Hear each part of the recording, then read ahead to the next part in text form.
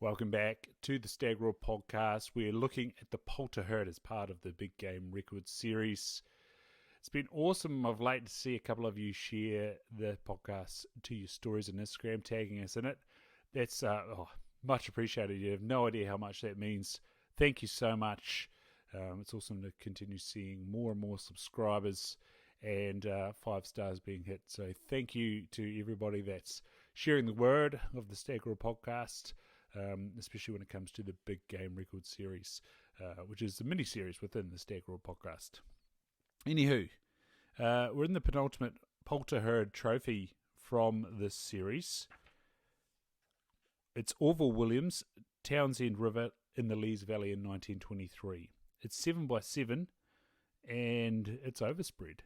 The lengths are 38 and 7 by 40 and 2, and the spread is 43 and 3/8. So 3 1/8 too wide, losing 9 3/8, but still scoring 34. Span of 33, beams of 6 and 4 and 6 and 4, coronets of 10. Windsor. Brows of 13 by 13 and 4, bays of 13 and 9 and 6, trays of 16 and 4 by 15, royal tines of 14 and 3 by 16 and 2. Is an outer off the royal on the left-hand side of 3 and 2. The back tines are 16 and 4 by 21 and 3. Outer off the back tines of 8 and 6 and 9. And then there's an inner off the back tine on the right-hand side of 8 and 1. So a couple of non-scoring tines there. Non-even stuff. Despite the 7 and 7. So we're only scoring out of 12 points. And still hitting a massive 332 and a half. Despite losing those 9 and 3 as well. Orville Williams was a resident of Banks Peninsula, and his attractive trophy hangs on the wall of the O'Kane's Bay Museum, where the writer was privileged to measure it some years ago. I wonder if it's still there. There seems to be some difference of opinion as to what year it was taken, 1923 or 1932 being the years quoted. A little bit of a dyslexic moment going on with this one. A few questions asked of the locals tended to suggest the earlier date. Williams secured his trophy in the Townshend Valley. This river was one of the streams draining into the Lees Valley, there meeting the waters of the Ashley River together with the Whistler, Lilburn, and several smaller streams draining from the Puketeraki Range, which divides these river systems from the tributaries of the Waimakariri River, which lie on the far side of that range.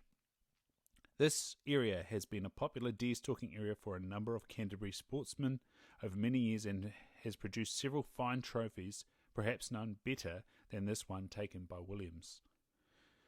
To the west of the Puketeraki Range and draining into the central stretches of the Waimakariri River lie the valleys of the Esk and Poulter rivers.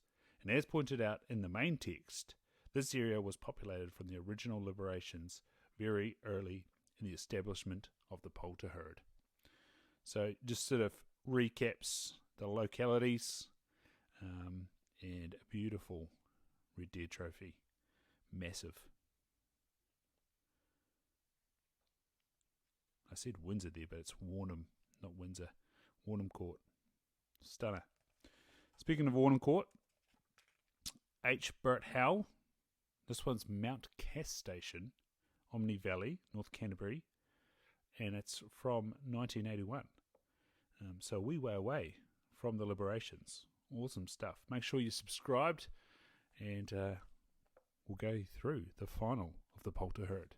Cheers. This is New Zealand Big Game Records Volume 6, The Red Deer, Part 2, written and compiled for the New Zealand Deerstalkers Association, incorporated by D. Bruce Banwell. Published by the Halcyon Press, a division of Halcyon Publishing Limited, PO Box 360 Auckland, 1140 New Zealand.